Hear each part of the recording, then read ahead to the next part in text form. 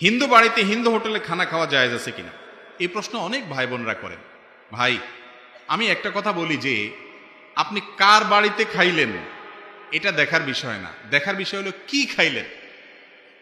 ইমাম সাহেবের বাড়িতে বসে যদি হারাম খান তাহলে সেটা হারাম হবে, আবার যদি একজন হিন্দুর বাড়িতে বসে হালালটা খান তাহলে খাওয়াটা কি হবে? হালাল হবে। আপনি কার বাড়িতে খাইছেন সেটা দেখার বিষয় না, কি খাইছেন সেটা হলো দেখার বিষয়। কথা কি বুঝাতে পারছি? হিন্দুর দোকানে বসে খাইছেন কিন্তু খাবারটা হালাল, তো আপনি এটা খাইতে পারেন। কিন্তু দোকানের মালিক মুসলমান, খাবারটা হারাম, তাহলে সেটা খাওয়া কি হারাম। এখন কথা হলো যে যদি কোনো অন্য ধর্মের ভাই খাবারের ভিতরে কোনো হারাম মিশায় থাকেন আপনি জানেন, বা জোরালো সম্ভাবনা থাকে, তাহলে সেটা আপনার জন্য খাওয়া যায় না। আর এরকম যদি সম্ভাবনা থাকে আপনি খেতে পারেন, খাওয়াটা আপনার জন্য হারাম না। নবী করিম সাল্লাল্লাহু আলাইহি সাল্লাম অমুসলমানের বাড়িতে খেয়েছেন। আমরা মনে করি আমাদের সমাজে হিন্দু বা অন্য ধর্মের যারা আছে তাদের সাথে বোধহয় আমাদের কোনো কথাবার্তা বললেও মনে গুনাহ হবে। না ভাই, ইসলাম আমাদেরকে এটা বলে নেই।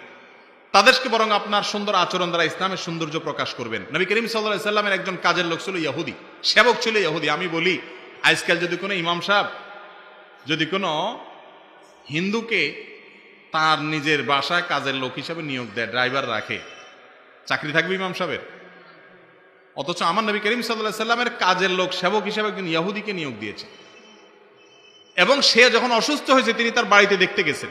তাহলে বোঝা গেছে অমুসলমানরা তাদেরকে সেবা করতে যাওয়া, খেদমত করা, উপকার করা, তাদের বাড়িতে যদি দাওয়াত দেয় আপনি খেতে পারেন। তবে হ্যাঁ, অন্তরের অন্তঃস্থল থেকে যদি আপনি বন্ধুরূপে গ্রহণ করেন এবং মনে করেন না আমরাই তো, কোনো ভেদাভেদ নাই, এবং আল্লাহর শানে যে বৈরিতা বন্ধুতা সেটা যদি আপনার মধ্যে না থাকে তাহলে ইমান নিয়ে টানাটানি হবে, সেটা ভিন্ন জিনিস। বাকি সামাজিক সম্প্রীতি বজায় রাখা, একসাথে সুখ শান্তিতে বসবাস করার জন্য একে অন্যের উপকার করা, পাশাপাশি দাঁড়ানো, এটা দোষ নাই, বরং এটা নির্দেশ আল্লাহ করেছেন।